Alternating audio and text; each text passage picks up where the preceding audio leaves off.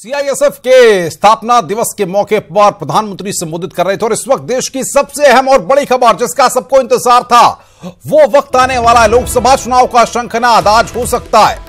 चुनाव आयोग ने दिल्ली के विज्ञान भवन में प्रेस कॉन्फ्रेंस बुलाई है। चुनाव आयोग लोकसभा चुनाव के लिए अंतिम दौर की सभी तैयारियां पूरी कर चुका है। शनिवार को ही लोकसभा चुनाव को लेकर के चुनाव आयोग में एक अहम मीटिंग भी हुई थी। ऐसा अनुमान है कि लोकसभा चुनाव अप्रैल और मई में कराए जाएंगे। मई के तीसरे हफ्ते में वोटों की गिनती हो सकती है।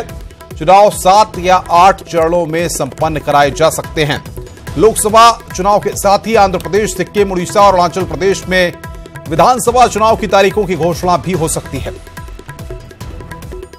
तो बड़ी खबर इस वक्त की जिसके बारे में न्यूज 18 अपने दर्शकों को अपडेट दे रहा है। लोकसभा चुनाव का शंखनाद आज हो सकता है। इस तरह की जानकारियां निकल करके सामने आ रही हैं। बातचीत करने के लिए शैलेंद्र वांगू, नेशनल एडिटर, हमारे साथ फोन लाइन पे जुड़ रहे हैं। शैलेंद्र, क्या अपडेट आपको मिल रहा है? क्या 5 बजे जो आयोग की पीसी है उसमें लोकसभा चुनाव का शंखनाद हो जाएगा? बिल्कुल अनुपम, ये अब फाइनल हो चुका है। इसकी पुष्टि हो चुकी है कि आज शाम को 5 बजे ही आम चुनाव की घोषणा कर दी जाएगी। हालांकि आपको बता दें कि इससे पहले आज सुबह पूर्व सीईसी ने एक ट्वीट करके ये कहा था कि लोकसभा के जो पूर्व चुनाव हुए हैं वो 4, 5 और 9 फेजेस में कराए गए थे। तो माना जा रहा है कि इस बार भी इन्हीं फेजेस के चलते ये चुनाव कराए जा सकते हैं। और बड़ा सवाल ये भी रहेगा कि जो कुछ राज्यों में जो विधानसभा चुनाव है उनको भी साथ कराने को लेकर ये क्लैरिटी हो पाएगी वो किन तारीखों पर वो चुनाव होंगे। और इससे भी सबसे बड़ी बात यह कि आज शाम को 5 बजे जैसे ही अनाउंसमेंट होता है आम चुनाव का, उसके तुरंत बाद आचार संहिता लग जाएगी। यानी कि कोई भी बड़ा फैसला मौजूदा सरकार नहीं ले पाएगी आज शाम 5 बजे के बाद, और पूरा देश जो है वो इलेक्शन मोड में चला जाएगा। लेकिन सवाल यहां पर यह बनता है कि अगर हम बात करें तैयारियों की तो तमाम राजनीतिक दल पहले से अपनी तैयारी कर चुके हैं। आयोग भी पूरी तरह से तैयार है, बस औपचारिक ऐलान का इंतजार अब सबको है। बिल्कुल बिल्कुल, तैयारी लगभग पूरी हो चुकी है और सभी पॉलिटिकल पार्टी जो है पिछले कुछ दिनों से अपनी स्क्रीनिंग कमिटीज लगातार चल रही थी। कांग्रेस की बात करें, बीजेपी की बात करें, और राज्यों में गठबंधन को लेकर भी लगातार तैयारियां चल रही थी। कुछ राज्यों में गठबंधन अनाउंस कर दिया गया था, कुछ राज्यों में अभी भी गठबंधन पर चर्चा जारी है। तो ऐसे में आज शाम को 5 बजे जैसे ही प्रेस कॉन्फ्रेंस होती है उसमें ये क्लियर हो जाएगा कि चुनाव की तारीखें क्या होगी। आपको याद दिला दें कि पिछले चुनाव के बाद करीब 26 मई के आसपास मोदी सरकार ने शपथ ली थी। तो अब इस बार भी माना जा रहा है कि नई सरकार जो है वो मई के आखिर में शपथ ले सकती है। इस बिटवीन जो 2 महीने का जो वक्त है उसमें चुनाव कराए जाएंगे और मई के दूसरे हफ्ते के आसपास माना जा रहा है कि जो काउंटिंग डे होता है वो होगा। लेकिन फिलहाल जो तमाम तारीखें हैं उसको लेकर जो क्लैरिटी है वो आज शाम को 5 बजे ही हो पाएगी। और ये औपचारिक हो चुका है कि आज शाम को ही 5 बजे इलेक्शन कमीशन ऑफ इंडिया की शैलेंद्र, एक बात निकल करके और सामने आ रही है कि लोकसभा चुनाव के साथ साथ कुछ राज्यों में विधानसभा के चुनाव भी कराए जाएंगे और उनकी तारीखों का भी ऐलान आज हो सकता है। उस बारे में क्या अपडेट्स मिल पा रहे हैं? बिल्कुल, जिन राज्यों का जो अवधि समाप्त हो रही है वहां के विधानसभा की, उनके भी चुनाव की आज घोषणा साथ में हो सकती है। इसमें सबसे दिलचस्प बात यह है कि जम्मू कश्मीर को लेकर काफी चर्चा थी कि वहां पर चुनाव साथ में होंगे या नहीं होंगे। हालांकि गवर्नर जो जम्मू कश्मीर के हैं वो कह चुके हैं कि हम चुनाव कराने के लिए तैयार हैं। अब इलेक्शन कमीशन की जो जिम्मेदारी है वहां चुनाव कराने की। लेकिन बड़ा सवाल ये कि जिस तरह की सुरक्षा हालात अभी जम्मू कश्मीर में है तो क्या वहां पे अभी चुनाव कराना सही होगा या नहीं, ये देखने वाली बात होगी। साथ ही साथ कुछ राज्यों में जिसमें हरियाणा का भी नाम शामिल है, कहा जा रहा है कि वहां पर जल्द ही लोकसभा के साथ ही विधानसभा चुनाव कराए जा सकते हैं। लेकिन इसमें पूरी क्लैरिटी, ऑफिशियल क्लैरिटी आज शाम को 5 बजे के बाद ही हो पाएगी। शैलेंद्र, सबसे बड़ी बात यह है कि हम जब चुनाव की प्रक्रिया को देखते हैं और इससे पहले चाहे हम उत्तर प्रदेश में विधानसभा के चुनाव को देख चुके हों, चाहे देश के आम चुनाव जब हुए उनको देख चुके हों, 2014 को देख चुके हों, 2009 को देख चुके हों, इन सारी चीजों को देखने के बाद लगता है कि इस बार का घमासान 2019 का घमासान काफी तगड़ा है। क्योंकि जिस तरीके से एक महागठबंधन तैयार हुआ है, जिस तरीके से तमाम पॉलिटिकल पार्टीज एकजुट होकर के बीजेपी ने जो पिछली बार में मेजॉरिटी हासिल की थी उससे कहीं ना कहीं फाइट करने की इस बार कोशिश कर रही हैं। बिल्कुल अनुपम, आपको बता दें कि अगर हम राजनीति की बात करें तो जाहिर तौर पर राजनीति जो है वो काफी गर्म होने वाली आने वाले दिनों में, और खासतौर से जिस तरह की रैलीज होने वाली हैं जिसमें प्रधानमंत्री मोदी भी शामिल रहेंगे, राहुल गांधी और प्रियंका वाड्रा भी एक तरह से मैदान में कूद पड़ी हैं कांग्रेस की तरफ से। तो ऐसे में घमासान जरूर 2 महीने तक चलेगा। और जिस तरह से महागठबंधन की भी कोशिशें लगातार जारी थी, हालांकि अब तक महागठबंधन का शेप क्या होगा ये भी अब तक साफ नहीं हो पाया है। कौन इसको लीड करेगा, कौन इसका मुखिया होगा, ये अब तक साफ नहीं हो पाया है। मैं रोकूंगा आपको इस वक्त बातचीत करने के लिए। हमारे पॉलिटिकल एडिटर मनमोहन राय जी हमारे साथ जुड़ गए हैं। मनमोहन जी, सबसे बड़ा सवाल ये है कि हर किसी को इस वक्त का इंतजार था और वो घड़ी आज शाम 5 बजे आ रही है जब लोकसभा चुनाव का शंखनाद होगा और राजनीतिक दलों की धड़कनें भी तेज हो जाएंगी और पॉलिटिकल संग्राम भी शुरू हो जाएगा। जी बिल्कुल, वो घड़ी आ गई है। 5 बजे election commission of India election के डेट्स अनाउंस करने की पूरी उनकी तैयारी है।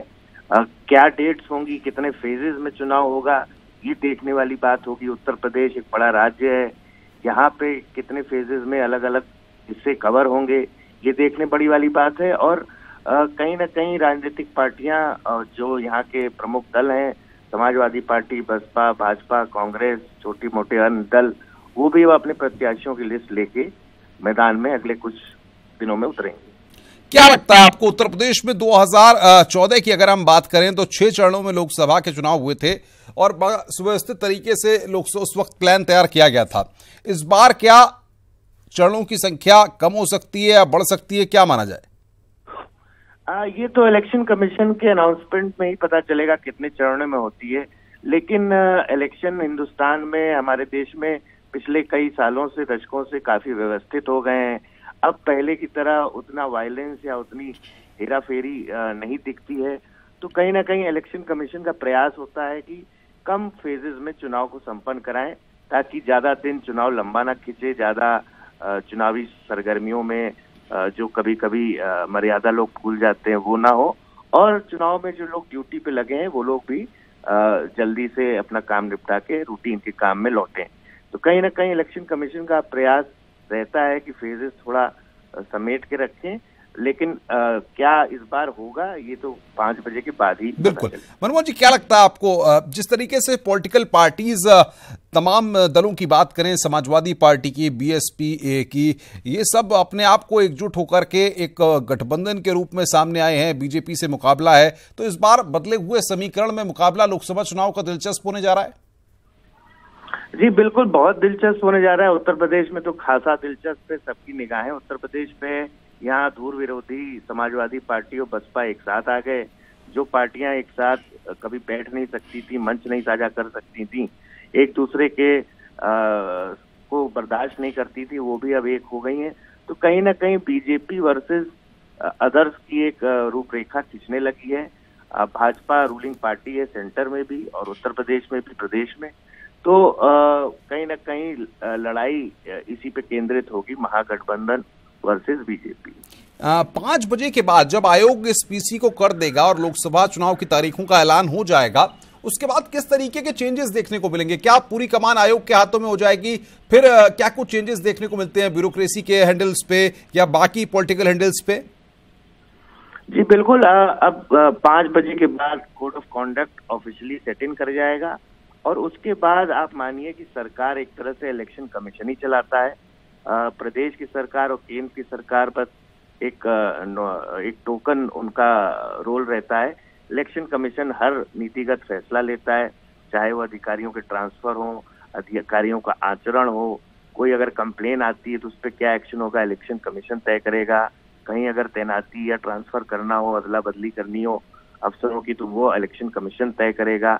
कुछ अफसर जो राजनीतिक दलों के करीब हो जाते हैं, अगर उनकी फील्ड पोस्टिंग है तो इलेक्शन कमीशन उन कंप्लेंट्स पे भी एक्शन लेता रहा है पिछले चुनावों में।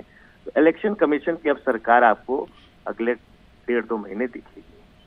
क्या लगता है, उत्तर प्रदेश में हम जब समीकरणों की बात करते हैं तो जब चुनाव आयोग तारीखों का ऐलान कर देगा, उसके बाद हम देखते हैं कि पहले भी हमने देखा कि जब आयोग एक पूरा 2014 में, उसके बाद 2017 में, तो वेस्टर्न से पूर्वांचल की तरफ फेज वाइज चीजें होती हैं। जी बिल्कुल, आपने सही बताया। पिछले कुछ चुनावों का अगर हम स्टडी करें तो जो चरण रहते थे, जो फेजेस रहते थे चुनाव के, वो वेस्ट से शुरू होके सेंट्रल यूपी और फिर अंतिम चरण आता था ईस्टर्न यूपी का। कहीं ना कहीं इसके पीछे एक बहुत बड़ी वजह ये भी रहती है क्योंकि भारी तादाद में ट्रूप आपके पुलिस का रियल स्टाफ का, जो इलेक्शन कमीशन जो लोग संपन्न कराते हैं उन अधिकारियों का, और लोअर कैडर्स का भी जरूरत पड़ती है। उनको मूव करना पड़ता है एक इलाके से दूसरे इलाके में, वो भारी संख्या, भारी तादाद होती है। ऑब्जर्वर्स भी लगाए जाते हैं जो अन्य प्रदेशों से आते हैं। तो अलग इन चरणों को ऐसे बांटा जाता है ताकि ये स्टाफ का मूवमेंट आसानी से हो सके और एक के बाद एक पूरा यूपी का हर चरण। बिल्कुल मनमोहन जी, बहुत बहुत शुक्रिया हमारे साथ जुड़ने के लिए और बातचीत करने के लिए। मनमोहन राय हमारे पॉलिटिकल एडिटर इस वक्त की बड़ी खबर पर हमें अपडेट दे रहे थे। लोकसभा चुनाव की तारीखों का ऐलान आज संभव है। आयोग की 5 बजे प्रेस कॉन्फ्रेंस है।